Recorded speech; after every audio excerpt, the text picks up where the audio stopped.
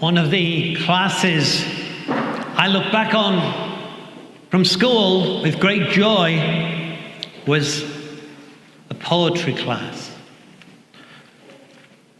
I can even go as far back as 6 or 7 year old. And one of them was, "What is this life if full of care? We have no time to stand and stare." So poetry, when it's well written, has the opportunity to kind of get into our soul. And there was one I learned in high school. Remember, I am getting older. "I am not yet born, oh hear me. Let not the blood-sucking bat, or the rat, or the stoat, or the club-footed ghoul come near me. I am not yet born, console me. I fear that the human race may with tall walls wall me, with strong drugs dope me, with wise lies lure me, on black racks rack me, in blood baths roll me. I am not yet born. Provide me with water to dandle me, grass to grow for me, trees to talk to me, sky to sing to me, birds, and a white light in the back of my mind to guide me. I am not yet born, but the sins that in me the world shall commit, my words when they speak me, my thoughts when they think me, my treason engendered by traitors beyond me. I am not yet born. Rehearse me in the paths I must play, and accuse a mistake. When old men lecture me, bureaucrats hector me, mountains frown at me, lovers laugh at me, white waves call me to folly, and the desert calls me to do, and the beggar refuses my gift. My children curse me. I am not yet born, oh hear me. The man who is beast, who thinks he is God, come near me. I am not yet born, oh fill me with strength against those who would freeze my humanity, would dragoon me into a lethal automaton, would make me a clog in a machine, a thing with one face, a thing and against all those who would dissipate my entirety, would blow me like thistledown hither and thither, like water held in a hands.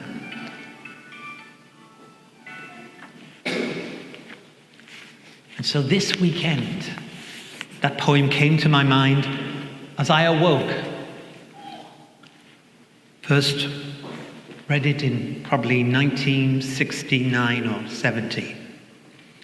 And so on this day, let us not bear malice or hate for those who have, men and women, experienced abortion.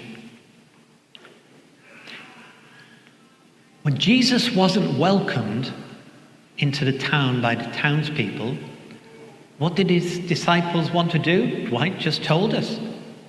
Let's bring down fire on them. What did he say? What did he say, Dwight? No, let us go on. And so this is not a time for recriminations, but a time for looking forward. A time for looking forward. Pope Francis, the pontiff, the bridge builder, because that's his name. This is what he said. Our defense of the innocent unborn, for example, needs to be clear and passionate. For at stake is the dignity of a human life, which is always sacred, and demands love for each person, regardless of his or her stage of development. Equally sacred, however, are the lives of the poor, those already born, the destitute, the abandoned, and the underprivileged, the vulnerable, and the infirm, and elderly exposed to covert euthanasia, to victims of human trafficking, new forms of slavery, and every form of rejection. So as a country, there's in many parts great rejoicing, and rightly so, but hopefully we rejoice because we have a job to do. Not just to ensure that babies are born. It doesn't end there. That's where it really begins. Healthcare, kindergarten, all the other things that make the vocation of parents a shared vocation, helping parents to become the parents they're meant to be. I remember feeling kind of sad at the beginning of the summer season rather, when I heard HISD and how many children they were feeding because school was out. And you think, oh, I mean, thank God they are, but how sad. Food. You and I probably throw away food. Take it home from restaurants in styrofoams, and then a few days later throw it away. So there is an injustice. And so we, as followers of Christ, not bringing down fire, but bringing down mercy, bringing down compassion, bringing down help, to make sure that all life is valued. And so it isn't just a prayer we make in the intercessions. It's something we endeavor to do. And I know many of you, many have heartfelt commitments to many different organizations, to their work, which involves caring for humanity, teaching humanity, guiding humanity. Many different charities to which you work. But let's remember, do we do it because we want justice for all? One of our parishioners who has moved out of the city, I had lunch with recently. And he told me he went to a church a few weeks ago after Uvalde. And the priest said, there's no need to change any laws about guns. Oh my goodness. Tell that to the families, enormous amount of families that have been devastated by a loss of their child.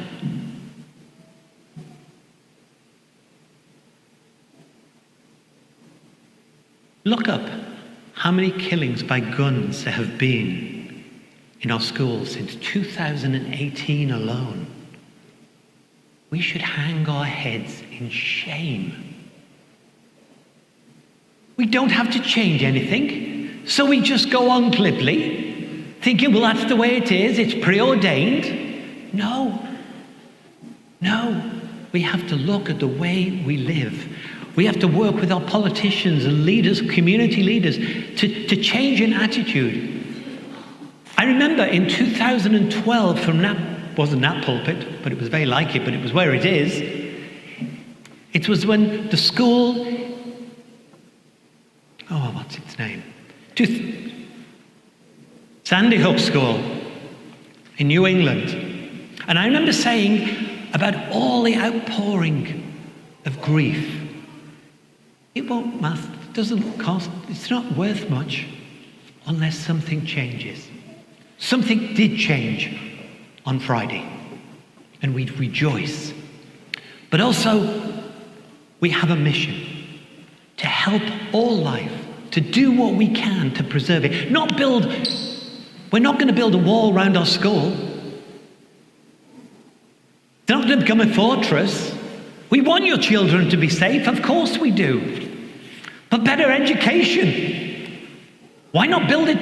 Why not spend money on teachers and improving education so that our children will learn to love?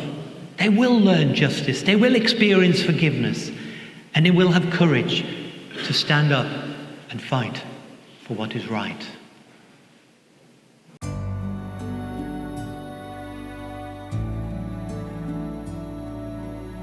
Please like, subscribe, or comment below.